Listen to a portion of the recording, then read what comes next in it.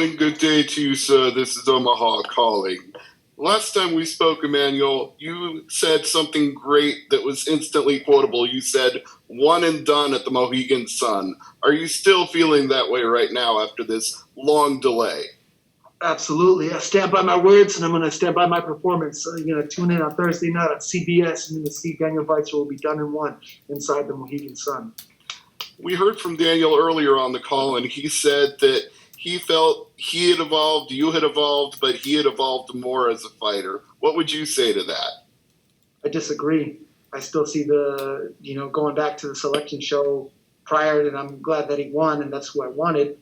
When I saw him fight Saul Rogers, in his mind, he might believe that he evolved, which is a good thing. And I'm sure throughout this whole months and downtime of everything that's been going on in the world, he's been focused and ready and determined and everything. But I still saw the same Daniel that I remember from 2016. And I saw that in his second title fight as well, too, with Patricio. So I knew I was ready for either one of those guys back at that moment as well, too, and would have wanted either one of them. And now, I chose, and I'm on the toughest side of the bracket here. I'm on the same side of the bracket as two guys who have a win over me. So I picked the toughest fight, and I'm looking to write the best story. All right, one more thing for me, Emmanuel, and I'll let you go. With this performance, you're looking to go 5 rounds, possibly if it goes the distance because it's the featherweight tournament. Have you been able to train for 5 rounds with the pandemic and everything that's been going on? Absolutely, and I'm ready to the death, but I'm ready. We won't need them, so I know that, and the judges won't be needed.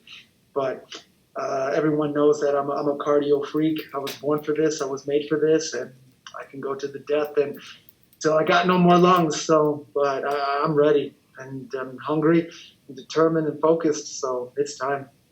All right, sir. Good luck on Thursday. Looking forward to the fight. Thank you. Thank you very much. All right, we'll go to Matthew Putterman. Hey, what's up, Emmanuel? How you doing today? What's up, Matthew Putterman? How are you? I'm doing well, thank you. Hey, I just want to ask you, you're one of the few combat sport athletes that isn't afraid to show their faith that they have in God. I see a lot on your Instagram as well, too. You're posting a lot. What has God done for you in your life, and why would you like to portray yourself with that, too? Wouldn't say necessarily that it's just portraying myself as that. It's all who I am and all who I choose to be is all because the glory to God that I'm here for this moment and this time, and I'm just very fortunate and very blessed. And I'll be honest, I don't deserve it, but I'm grateful for everything that God has done for me and put me in this position and on this platform to write my story for His glory and be able to share that with the world as well, too. So I know how much I've been blessed with this, and I'm in the position to help bless others as well, too. And I have that through martial arts, and for that, I'm very grateful. Definitely. My last question is for you. What have these months that you've had off, what have you evolved the most in your game? Like, is there any aspect you've evolved the most, or is all around? My spirit and my psyche. More than anything, I know obviously growing up as a man and mature and coming into really what I thought back then was the best me, but now in my prime, and now just having turned 30 years old, now I know I'm at that full capacity and close to the full capacity at least of hitting that peak of being able to use my mind as well as my body. And obviously I've needed the losses, I've needed the injuries, I've needed the wins and bad weight cuts and all those types of experiences to put me into this position to go out and shine my brightest. Dan Yanofsky. Hey, Emmanuel, how you doing tonight? Great, my friend. How are you? Not bad. I noticed that both of you haven't really fought in more than a year, and especially with this pandemic going on. Do you think that the time off, especially now that you're giving to work on yourself, do you think it benefits you in any way just because of how you've been training?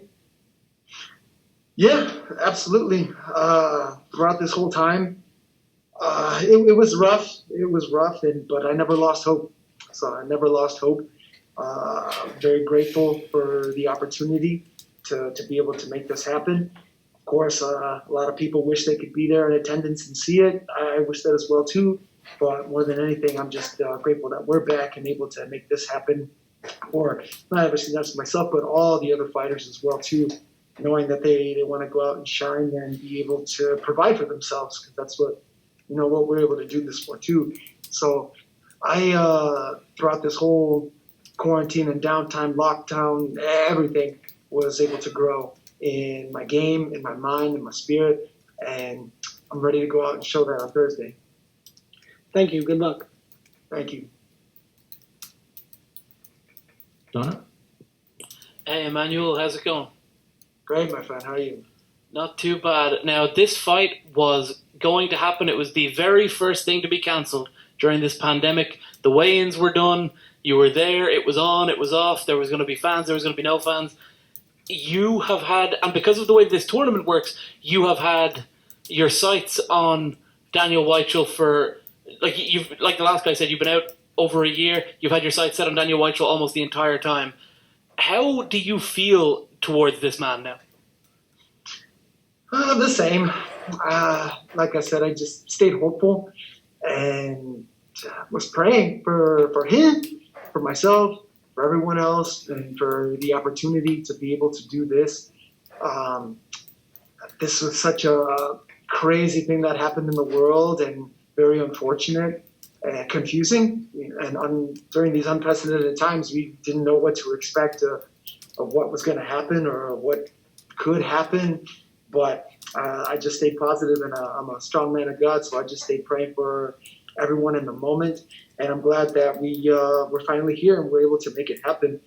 Throughout that whole time, I just knew, okay, with even a year-long layoff, we got to go through hell to get to heaven, right? So, I mean, the more we got to wait, that in suffering builds character, and with patience goes perseverance. And now it's just makes that moment much sweeter when I get the victory and I feel this. So Perhaps the answer is obvious. I don't know, but I'll ask it anyway. What's the difference between 2016 when you guys were last in the cage together and now?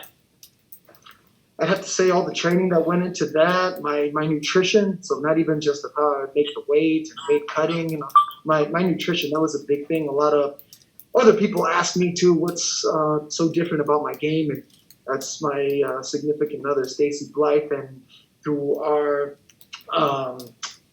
Parallel Greatness company that we have built up, being able to help my other teammates as well too, make championship weight no problem, and be able to perform at our best. So for me, it was not, I would say, lack of skill, more so being able to put that into my game was like a supplement to my game to help enhance and fuel my body to perform at its best potential. And I believe I've showed that a lot in my most recent fights. And the growth and experiences, and I'm thankful for the victories, but also even in the losses as well too. That's what's helped me grow as a fighter and as a man. So I've used that going into my training and each and every single one of those fights as well too. And now I'm excited to go out there and show that again on Thursday night. All right, we'll take one from Rick. Hola, señor Sanchez. ¿Cómo está? Todo bien, hermano. ¿Cómo estás? Muy bien. ¿Está bien hablarte dos preguntas en español? Sí, dame, está bien. Échala. Una pregunta. Allá en México la gente está llamando a ti la campeona de la gente. Están mirando a ti. Tú eres la final, los cuatro peleadores. ¿Qué es esto ahorita en tu mente? Tú eres están llamando a ti la campeona de la gente. Pues el campeón de la gente es algo que me da mucha alegría y motivación, porque quiero inspirar y ayudar a mi gente y otros peleadores también que ahí están en México, porque he quedado en contacto con muchos de Querétaro, de Guadalajara, de Durango, de Ciudad de México, y me han dicho que pues es difícil en estos tiempos, ¿verdad? Y pues estoy orando para ellos también, y yo sé que ellos van a llegar a ese nivel también con pues el Ultimate Fighter o en Bellator o otras ligas bien grandes, y pues que ellos pueden conseguir esos sueños también y llegar donde yo estoy. Y pues sí, quiero ser el campeón de la gente y el próximo campeón mexicano del Bellator. Esa es la última pregunta. ahorita están haciendo es ¿qué vas a hacer con, if tú ganaste esta pelea, qué vas a hacer con los $1 million? Pues ayudar a mi gente, a toda la gente mexicana y otra pues gente sobre el mundo, porque yo lo veo como una bendición de Dios y como Él me ha bendecido pues, bastante y yo siento que yo no lo merezco, entonces quiero ayudar a toda la gente también en las artes marciales, en mi fe, en las escuelas y en todo eso. Entonces yo me voy a quedar humilde y pues es algo que es bien grande y pues sí, es mucha motivación, pero obvio, ayudarme a mi familia, pero también a mi gente. Mind answering that in English as well? So I was asked that what would I do with the million, and of course everyone asked me to go all out, but God has blessed me with this moment and this opportunity to be on this platform, and I feel so undeserving of it, but knowing that I've been able to receive all this, then it is better to give than to receive. So I know I would be able to go and help people in mixed martial arts, people who, in children's hospitals, people who are losing their faith, people who are dealing with ailments. So that's what I plan to do with this, obviously the grand prize money of the million, and obviously do great things for my family and other people who have helped me as well too, and be an intelligent businessman. Great. Simon? Hey, Emmanuel, I have this one for you here. You're fighting with your opponent again, but you got to talk to me. What does the word the Matador mean to you? Like, why would you pick that nickname? Well, I got that nickname from my coach, Duke Rufus. That flies back all the way to 2014 before I made my Bellator debut. And I was starting on the rise with him, fighting locally in Milwaukee, Wisconsin. And I didn't have a nickname then. I just was sticking to my strong name of Emmanuel Sanchez. And it came from the earliest boxers in my day that he really wanted me to emulate and fight like Jorge Linares, Oscar De La Hoya, Canelo Alvarez, and now you see that in Ryan Garcia and some of the slickest, smoothest boxers, and likewise in Muay Thai as well too. And as they say, the bull is stronger, but the matador is smarter. So even the greatest, Muhammad Ali, went out and said that. And I believe that I live up to that moniker. So obviously, through the country of Spain, and it's the bullfighter, but in Mexico, I'd see like they have it something different. It'd be the killer. But for me, it's someone who goes out there and I know someone's going to go out there and try to take my head off and want to kill me. But like a butterfly, sting like a bee, and the hands can't hit what the eyes can't see. So I'm going to be like a ghost in there and don't get hit. You can't touch this. You know what I'm saying? Like Rick James. But I know I want to fight like one of the toughest, come forward, grittiest fighters, but be also one of the slickest fighters in this era, in this time.